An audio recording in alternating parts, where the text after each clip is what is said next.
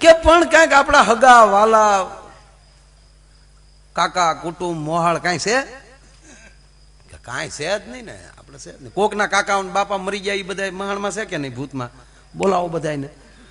હા ભૂતનાથે કીધું ભાઈ બધા તરત ફટાફટ મેસેજ મળ્યા જવા, ફોન મળ્યા કરવા વેગળ જેવા.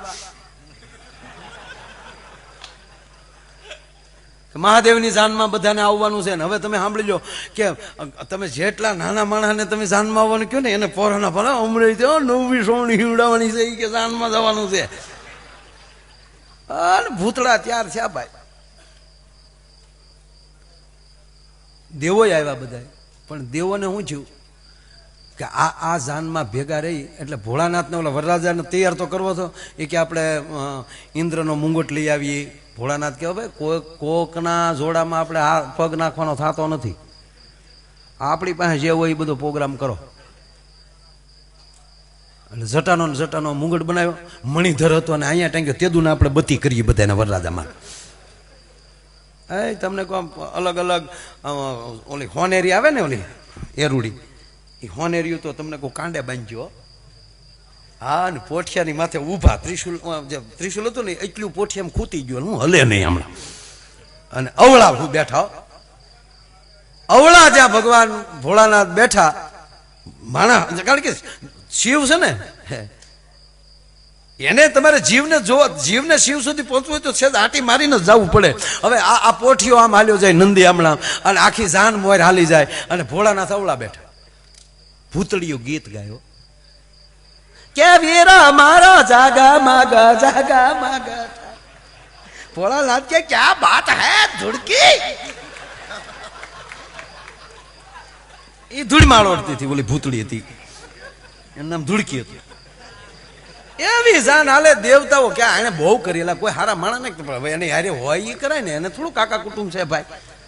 તે દેવતાઓ આગળ વૈયા જાય કે નકામાં ભોઠા પડીશું. જ્યાં તમને આમ જો વિષ્ણુ પગ્યા ને, વિષ્ણુ નામ આમ જ્યાં ઉતર્યા તા તો ગામ રાજી ચૂક. ઓહો કેવો રૂડો વરરાજો. કે ભાઈ વરરાજો હું નથી, આ બાય હારે છે લક્ષ્મી તમને ન દેખાતી, આ મારા વાઈફ છે લક્ષ્મેશ, મારા લક્ષ્મીજી મારા પત્ની છે. તા તો ઇન્દ્ર સફેદ હાથી લીનો. ઓહો તો આ વરરાજો હશે જ. મને કે રાજ્યભાઈ હારે છે. હવે હારા ઉતારા લઈ લીધા. બ્રહ્મા સરસ્વતી બધા પોતપોતાના ઉતાર પગી ગયા.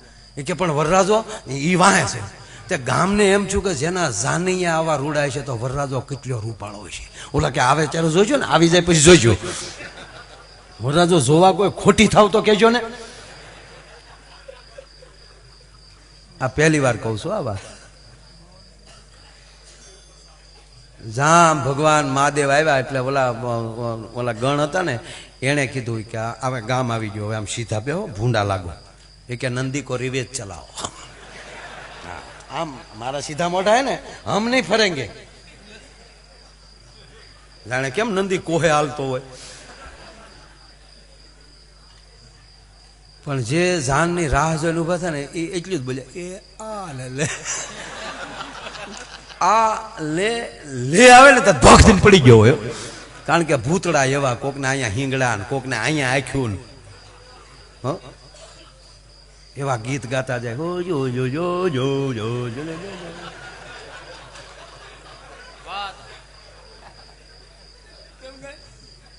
હો જો જો જો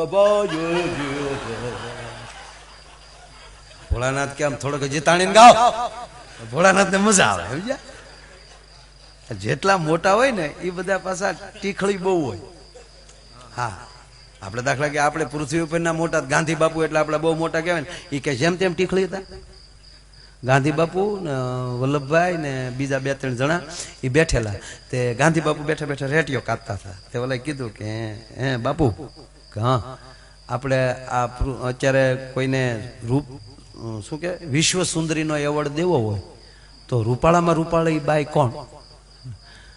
ગાંધી બાપુ કે કસ્તુરબા.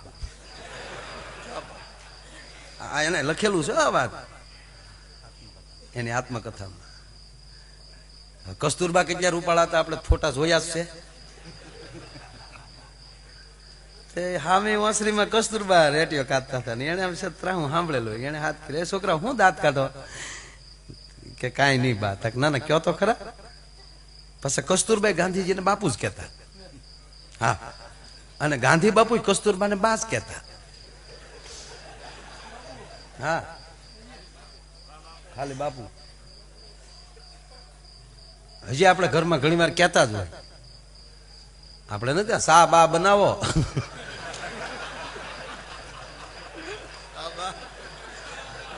વળી ઓલા હામાં કે તાપ બાપ કરો.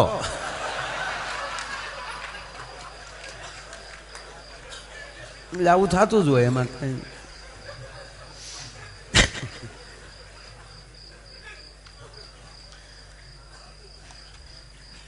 એટલે કસ્તુરબાઈ પૂછ્યું કે શું થયું? કે કાંઈ નહીં બા, અમારે બાપુને અમે પૂછ્યું કે અત્યારે રૂપાળું કોણ સારું, બહુ રૂપાળું કોણ? કસ્તુરબાઈ રેટિયો બંધ કરીને કે કોનું કીધું? બાપુએ કોનું નામ દીધું?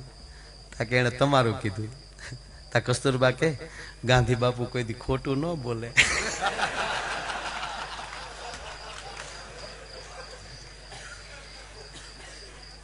પણ મને એમાં એક બહુ સરસ મેસેજ મળ્યો છે.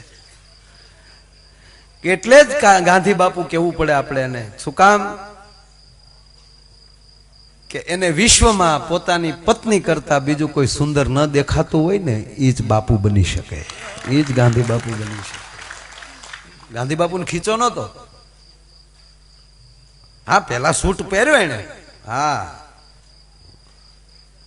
લંડન તો ભણવા ગયેલા સાહેબ. 21 દિવસે તો બોટ પોગાડતી સ્ટીમરમાં બેહીને. તો ગાંધી બાપુ કઈ જેમ તેમ કીધું. પછી અહીંયા આવ્યા ને ઓલા અંગ્રેજોએ આફ્રિકામાં લઈ પાછા ટ્રેનમાં લઈ ધક્કો મારીને બારા કાઢ્યા. પછી વળ ખાઈને ગાંધી બાપુ વી આવ્યા. ટ્રેનમાં લઈ મને હેઠો કાઢ્યો, મારા દેશમાં લઈ ન કાઢું તો ગાંધી નહીં. હવે એક તો વાણિયાના દીકરા, પછી એક મુસલમાન છોકરોનો ભાઈબંધ હતો. એને કીધું કે હારું ગમે એમ કરીને અંગ્રેજોને કાઢવા છે. તક હવે હાઠીકા જેવું છો અંગ્રેજોને કાઢવાની વાતો કરો છો? એમાં બોડી જોવે, તાકાત જોવે. તક એ કેમ ત્યાં આવે? એ કે બધું ખાવું પડે. ગાંધી બાપુ કે તો એ સાલું 100 મહિના ખાધું ગાંધી બાપુ. હા, પછી ખબર પડી જો બા ને ખબર પડી છે ને તો બા થી બાપુ બીવે છે તો આપણે બીવું પડે એમ. અને એના બહુ નાની ઉંમરમાં જો કે બાનું અવસાન, એ ભણતા હતા ત્યારે બાનું તો અવસાન થઈ ગયેલું, લંડન હતા ત્યારે. અને એના પિતાનું અવસાન અહીંયા આવ્યા પછી, ત્યારે તો એના લગ્ન થઈ ગયેલા ગાંધી બાપુને. 16 વર્ષની ઉંમરે ગાંધી બાપુને લગ્ન થઈ ગયા. અને પછી બહાર ભણવા ગયા લંડન, ત્યારે એક દીકરાનો જન્મથી અવસાન થઈ ગયો.